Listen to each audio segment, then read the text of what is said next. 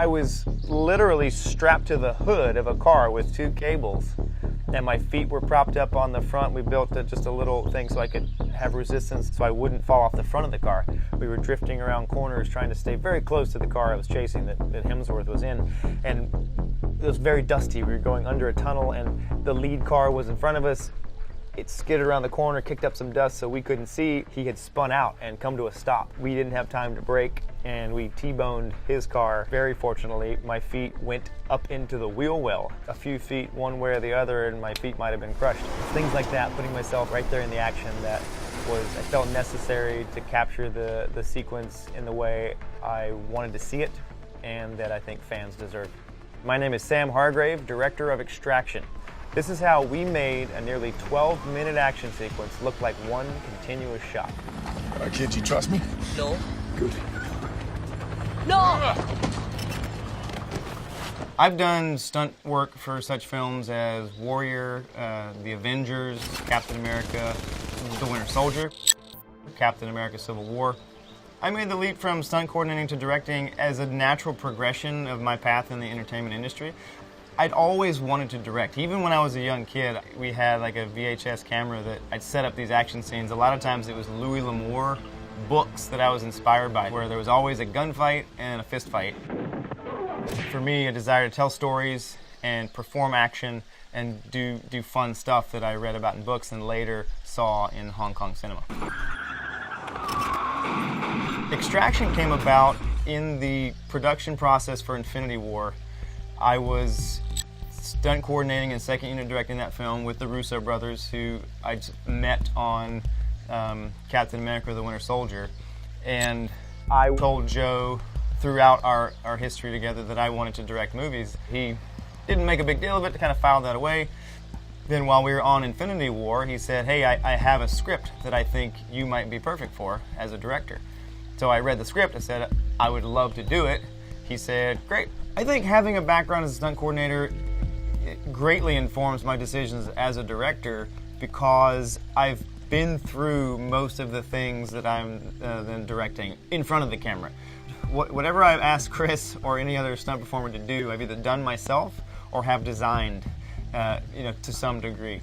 I think coming from an action background, it's a language that I speak fluently, and if I didn't have that experience, it might be a little harder to arrive at the action to the level that I wanted. Part of the reason why I decided to operate camera in the first place was because I spoke the language. The look and feel of the shots in the movie were very much related to my experience, my upbringing, if you will, as a stunt performer and a coordinator, because when I would perform these things or design action to be seen in a specific way that was not the right way, wrong way, just different. It was how I saw it. Oftentimes, the director that I'd worked for would shoot it a different way, edit it a different way, that would sometimes not be in alignment with how I had kind of designed it to be seen or experienced. And that would be frustrating. So having a background in action informed where I put the camera. Because we had a performer, an actor as talented as Chris Hemsworth, you weren't hiding anything. You didn't have to make up for inadequacies or say, hey, he's not quite getting this timing, let's cut around this moment. We just lived in long, continuous takes to kind of revel in the ability of this actor and his character. Coming back around, I think Chad Stahelski and David Leitch with the John Wick movies kind of have made that vogue again, and I appreciate them for that. They also come from an action background. But for me, I wanted to continue that kind of trend because it's how I grew up watching action in the 80s and 90s and early 2000s of Hong Kong cinema. And I feel like it's, I don't know, for me, action is a way to tell a story in a dynamic way. And if you're not able to see what's happening, if you're not able to experience it as the characters do, then you're missing a lot of the film. And when reading it, I never thought about one take. I don't usually think about technical stuff when I'm reading it. I'm usually thinking about the story, how do we tell this story in the most exciting, efficient way. As production got further along and we were kind of restrained financially and with our schedule, the idea started to form in my mind that the only way to pull this off might be to make it one sequential long take. The concept of a oneer is that it's one long, continuous shot where you tell a story through action, narrative, or whatever, but without cutting. you tell that story from start to finish. Not only do all the moves and all the dialogue in that bit have to be what you want, but the end of the take has to be what you know is going to match the beginning of the next one, or at least hope. It was probably a 15, 20-page action sequence that was written like Bourne Identity sequence or a James Bond sequence, and I knew we did not have the time, money, and resources to do that. You have to shoot these sequences so many times over and over again to get the right coverage. I thought, well, what if we reduce that coverage by making it all one shot? This sequence arrives in our film when Tyler Rake is in the middle of extracting Ovi from the city of Taka. There's a turning point where he's about to get the kid to safety, and a new player enters the equation, Saju, who has also been tasked to rescue the kid. So you have two, heroes basically, one anti-hero and one hero at odds, who don't know that each other has the same mission, trying to get this kid out. It's the great turning point where we head into Act 2.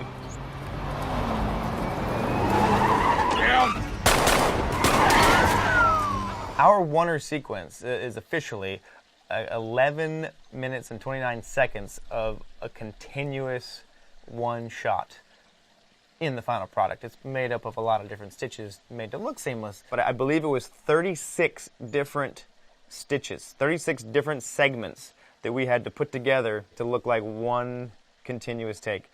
Sometimes one of those sequences could take as many as 20, 25 takes to get it right. Say you're at between stitch 7 and 8. And when you finish 8, you predetermine where 7 and 8 are going to mix. So when you finish 7, you have to start 8, overlapping that shot or continue it in exactly the same framing so you can blend them together seamlessly. You hit him with the truck. Yep. I'm not saying that the only way to tell these stories is through a long continuous take, but for this particular moment, it was just like, what would it feel like for the audience to be involved in a rescue mission? Thought one of the most exciting ways would be to just dump the audience in there and say, hey, get out with us. With a sequence like this, there are many challenges, and they can be broken down into different categories. You got props, there's locations, hair, makeup, and wardrobe, cinematography, don't forget about sound, there's stunts, which is integral to something like this, vehicles, and safety. Each of these different categories presented its own unique challenge that many of my crew and I had never faced before. First of all, props. The challenge here was shooting in India. There is a countrywide ban on firearms.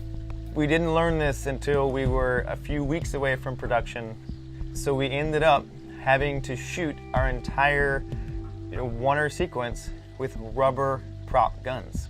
Normally, you'd have different layers of guns. You'd have your for close-ups or different bits. You'd have your reelies. You'd have your hero guns. Then you'd have blank firing guns and/or airsoft weapons, so that the mechanics of the weapon move and interact, so that the performers can get a feel for them. And then you'd have your rubber props. So when you're interacting and fighting or throwing a gun or someone gets hit in the face, you're safe.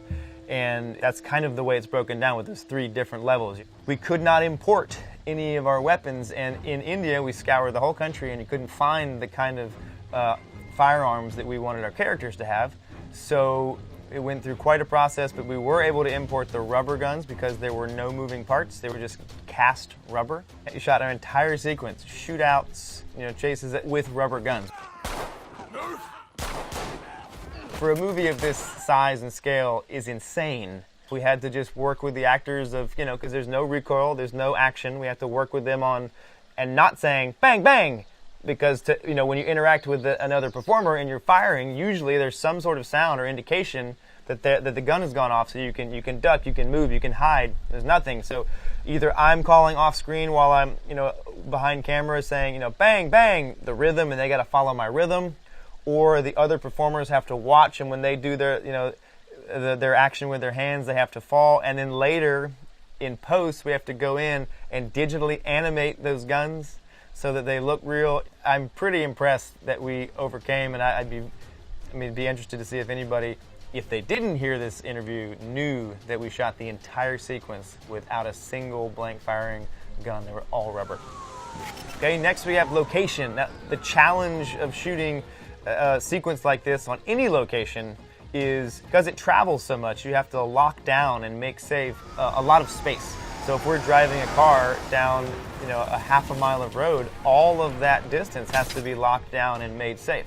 So that's no matter where you are. But since we were shooting this sequence in Ahmedabad, India, which is a very populated city with lots of people, lots of animals, lots of children, our locations became extremely challenging because on certain days, when we would lock down, like I said, like a half mile of stretch of street to do this car sequence in, we'd have some days 200-300 security personnel because we had to be inside every doorway, make sure that every cow, dog, and chicken and human was accounted for so they did not run out into the road and cause an accident. That was a huge challenge, with safety at these locations. And some of the other challenges of those locations were access. To get our crews there, we shot in buildings that were a little dilapidated. Sometimes we had to rebuild the structures to make them safe.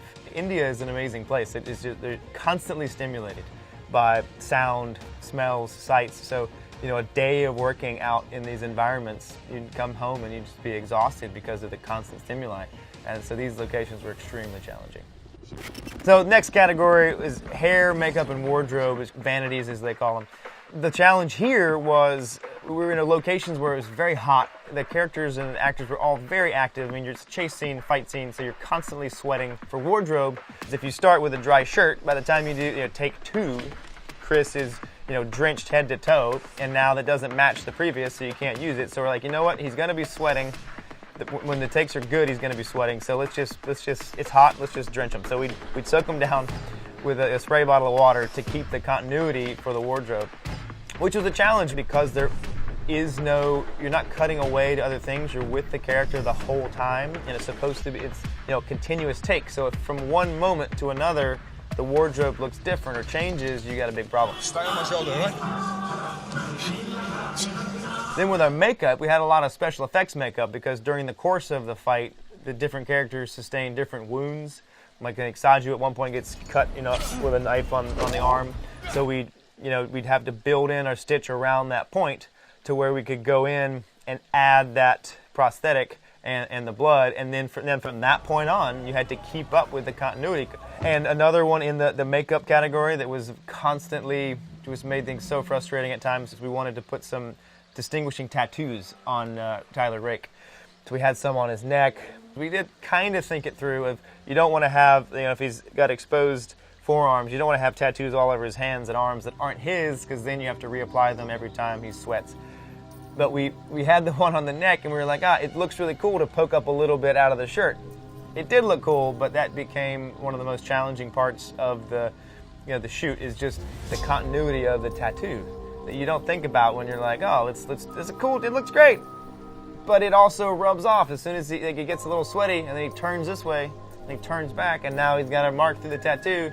And you had to make the decision after the end of the take. If it was a great take, but the tattoo was all messed up, you're like, oh man, hey, can we fix this in post? Or do we have to reapply the tattoo and start again because of that?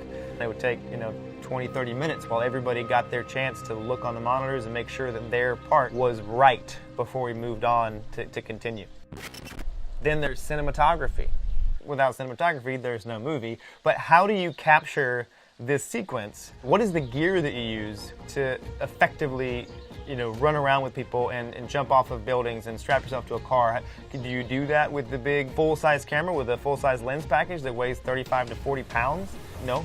You can, but it just makes your life so much harder. So Tom Siegel, our director of photography, and I spoke long and hard about what was the best configuration of these tools to allow me, because I was going to operate this sequence, the most freedom of movement to put the camera where I wanted to put it and to capture the action how I saw it.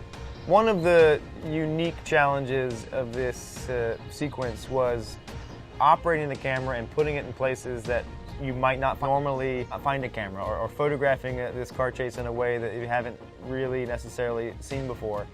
And I took a lot of that on my own shoulders because with my understanding of the danger of certain situations and how to react to be safe, I thought it was best that I operate camera and shoot this sequence? For a couple reasons.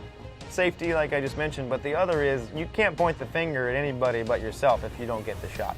So we ended up with the red Monstra. We had a compact Lin package. We boiled it down. It was probably, at the end of it, maybe between 12 and 18 pounds. Sometimes I would have, for different things, I'd have a battery belt or a backpack to make it even lighter with a long cable. Other times when I needed to have the freedom or safety of not being attached to it, I would put the battery pack on the camera, so that would increase the weight. We had, and different configurations for that camera. Like when I had to, with the camera, dive through the open window of a car, we had to make everything as small as possible. It'd be like a playbook. You'd look on your, call it out, next setup, configuration number 2. And because we'd rehearsed it so long, and people knew what that was, they were on it. Because the action is so dynamic and crazy in that from a cinematic standpoint, where technically you can't just set the focus like I'm sitting here now and the focus is kind of fixed. If I start moving around crazy, I'm out of focus, and the next thing you know, the shot's ruined. Almost attached to the hips, we had our focus puller. He was connected, electronically and remotely, so he could operate from a monitor, in another room if I was running down hallways or whatnot. But more often than not, he was right beside me, going from my monitor and field, because he was kind of old school. So he would be running with me or circling and rolling through these fight sequences, and he'd be right there with me, ducking punches and ducking kicks and holding focus. And it was a dance, not only with the performers in front of the camera, but with the department behind. So in a way, one of the most interesting behind the scenes thing would be is to turn that camera around on us shooting it, and to see that little army of people moving through, and the dance that we had to choreograph to make it work was incredible.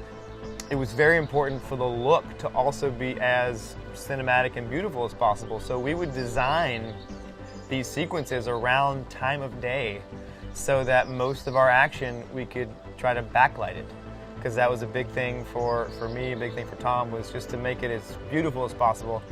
If you don't photograph it well, the action is just bad theater. And we would design our day around location and where the sun was, so that we get these nice lens flares or nice backlit shots, especially during hero moments for Rake or for Obi. Then, you can't forget about sound. Sound in these kinds of sequences is so important. Try watching your favorite action scene and push mute. I would say at least half, more than half of the impact of an action scene is the sound. And we had guys falling, we had cars crashing, we had the grunts and groans, so we really wanted sound to be involved in that. But again, they had to learn the dance and have our boom operator be right there with us. Now, we would place mics throughout the set, hide them, so that we could pick up things and not have, certain places it was too narrow or too dangerous to have the sound operators with us. So we'd have to make the choice based on safety to have them stand down on a certain sequence. But as much as possible, we had them right there in the action, and they just had to learn the dance. And very rarely did we have to go again because we saw a boom in the shot. But occasionally it's going to happen, because sometimes, like we talked about earlier, the improv of a scene, of a little bit of give and take, if the actors end up not where we did before, you can't blame the boom guy for being where he's supposed to be. Stunts. How can you have a sequence like this without stunts? You can't. The stunt department, led by Daniel Stevens, my good friend and the stunt coordinator for this film, and Michael Lair, our fight choreographer, from the beginning, from the moment I would devise an idea or come up with a place that I wanted to shoot, they would right away, I would call them up and say, hey, we got to go to this location. When I would design sequences, I like to see the location and let my mind wander and come up with great ideas. I'd like to be there as much as I can. Sometimes, as the director, I had other, obligations. I'd have to go to a production meeting, or I'd have to go somewhere else. So I heavily involved the stunt team, had them go to these locations and take what they had been designing from early on, before even knowing it was a Warner, just designing action for the Tyler Rake character. And, based on the location, maybe it has to change. If the fight you designed in a 4-wall, flat, normal a studio situation or a rehearsal space. Now you're on stairs. How do you change it? Is it now this kick versus that punch? I relied heavily on Michael and Daniel, and they really delivered. Once we designed it in the space, they would go back with the actors, usually after a day of preparing other things on their busy schedule, or even a shooting day. They'd go back and rehearse the action with the actors late into the night. And so, that was the fight action. That was the physical interaction, which a lot of this was. Then we had, two other layers. One of which was the wire work. We had a great, wire rigging team there. You had to rehearse those so they were, spot on, because again, when you get this team effort, you don't want to be the weak link where it's all great. You did this all big thing, and then you do the wire jump, and now the wires weren't prepared, and so now you got to do it again, or even worse, when you're working at heights or with wires, somebody gets hurt.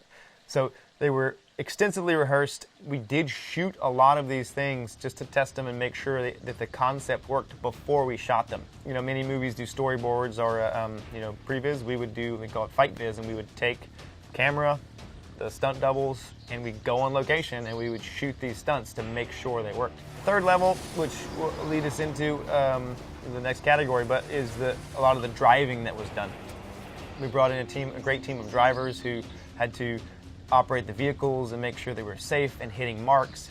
Whenever you're dealing with vehicles, you've now introduced like another element of danger, because you're going at high speeds, you've got a motorized vehicle, so you want the best people for the job. And again, we would rehearse all of these things on location. We knew like the bends in the road, like the potholes we had to fix. How do we do this as smoothly and safely as possible? Because when it comes to shooting time or shooting day, there's only a certain amount of time, and it has to be ready. Next, we have vehicles. Now, in a sequence like this, because it's a chase scene, yes, we do some foot chases. Yes, we jump over buildings and fight and fall and do all that fun stuff. But one of the big, exciting parts is the vehicle portion. When Tyler Rake gets into his car and it's a car chase. So to pull off a lot of the things we wanted to do to make them unique and really get the actors into the action, we decided to kind of specially modify our vehicles. And for example, we'll take Rake's car, his Mercedes, as a template, and we had 4 different configurations of this car. We had the hero car, which was, drove regularly. The actor could drive it, stop, get out. It worked like a normal car. Then we had what we called the back seat drive car. And we had a pod car and then a crash car. The backseat drive car, for sequences when the camera was outside of the vehicle and moving in and around and trying these dynamic moves, I wanted it to look like Chris was actually driving. As good a driver as he is, it's too dangerous to have him trying to act and steer the car, and what if he crashes? So we take the control out of his hands and put it in a professional stunt driver. And to hide them, we put them in the back seat of the car. And Steve, our vehicle master, he and his team just reorganized and re-engineered and just Frankenstein these cars together. We moved the steering wheel, the operating steering wheel, and the gas and brakes to the back of the car, so that when you look at it, it was really fascinating. You'd have the stunt performer cramped into the back of the car, kind of behind the back seats. We removed the back seats. He was cramped back in there, but had foot pedal, the gas, and his little steering wheel, which is hidden in the back, so you couldn't see him. Chris had a steering wheel, but you could turn it as much as you wanted, and it would not affect the car. What that allowed us to do was to get right in there front with a camera vehicle, or for me, strapped to it in front of a vehicle, and see Chris driving the car when in fact it was being safely and professionally driven by a stunt performer. The next version of the car, the pod car, when the camera would be inside the car and we'd see Chris driving and we see Rudy reacting and them going through these environments. We wanted again to be safe and have the control in the hands of someone who does this for a living, and so we put the stunt driver on top of the car. We got a lot of interesting looks from pedestrians, but you fly down the street with the driver on top of the car in a little cage. They built a nice safe roll cage in case something went wrong and the car turns over. The stunt driver is safe, but it looked like a little go-kart welded to the top of a Mercedes, and he was down with his little steering wheel and the the gas and brakes, and he controlled everything from top of the car, so that I had the freedom with the camera inside to look 360 degrees, and it appears that, you know, the lead character, Chris, is driving the car through these insanely close turns and you know, crashing through things. We crashed through a gate, like a practical gate. You know, we reinforced the windshield so nothing could come through, but we crashed through, and it looks like Chris is driving, when in fact it's the stunt driver, you know, doing what he does. And then the last iteration of that car was the crash car, where at one point we, you know, in reverse, we crash into a police car that's chasing us. So that had all of the roll cages, the safety harnesses bolted in, so that when the stunt performer crashed the car, it was safe. So 4 iterations of one car, and that was just the one character's car. We had to do similar iterations for, you know, Saju's car, for the hero truck, because they transfer from this car, they fight for a while, they run on foot, and then they get in another truck. So we did the same versions for the truck. So the number of vehicles it took, and the coordination and alterations it took to make these vehicles do what I needed them to do was an insanely challenging but extremely rewarding part of this process. Safety is paramount. For me, safety is the most important thing on a film set. Yes, you want to have fun and you want to get great footage, but if you're not doing it safely, if people can't go home to their families, it's not worth it. So Lee Cleary, the first AD, and I, along with a stunt coordinator and everyone, really, safety was really on the forefront of our mind, especially in these densely populated locations where we had cars flying by, or, you know, foot chases, or people fighting. So on certain days for the car chase, we had 200 to 300 security personnel located at different, you know, alleyways, doorways. It was everyone's job for the, you know, half mile of run that we needed to lock it down and make it safe. And, you know, we didn't have a single accident. We had a great safety team. You know, we were very particular about being where we needed to be, when we needed to be there, so that everyone, you know, went home safely. There were also interesting aspects of these locations that Phil Ivey found that were very kind of dilapidated, had a lot of character, a lot of texture, a lot of great colors and levels to them. But some of them were so dilapidated that they were dangerous to interact with. If we wanted to get up on a staircase or to this balcony, we'd have to structurally modify the building a little bit to make it safe. We use a lot of creative ways to make things safe and execute this sequence to the best of our ability. One of the most important lessons I learned was about communication and preparation.